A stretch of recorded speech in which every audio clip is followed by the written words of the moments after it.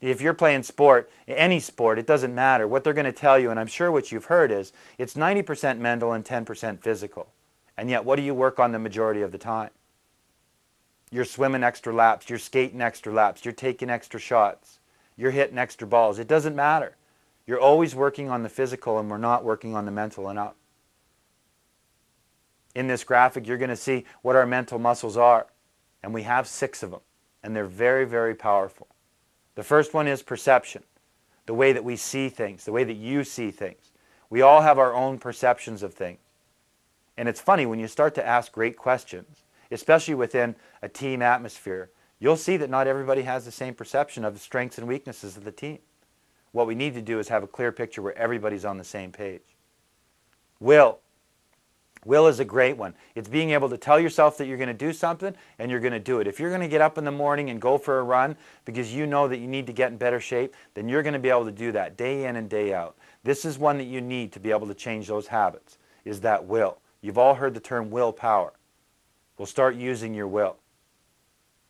The next one, and one of the most important and critical and creative ones, is the imagination. The imagination is a wonderful thing. You know, there's a saying and it says, logic will get you from A to B, but your imagination will take you everywhere. Anybody that's achieved success saw it in their mind first. They used their imagination to see the possibilities. A lot of times growing up, you'll hear, stop daydreaming. That's a silly idea. That'll never happen. Those people that have achieved what you want to achieve, I'm sure they heard the same thing, but you know what? They didn't stop.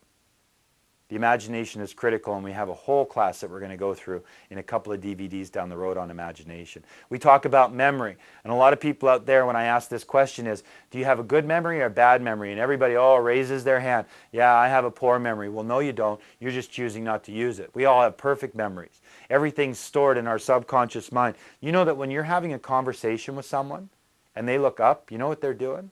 They're looking for the answer. It's all stored in there. Every experience that you've had in your life is stored in your subconscious mind. How do you think you learn how to walk? Every time you fall down, it makes the adjustment that it needs to. It's all stored in your subconscious mind. You have perfect memory. Start using it. The next one is intuition, or your gut feeling. The way I like to describe it is unlike the cartoons, where you have the little bad angel and you have the good angel. Now I want to ask you a question. Every time that this little bad angel or the little devil has asked you a question or told you to go ahead and do something, did it bring about the results that you want?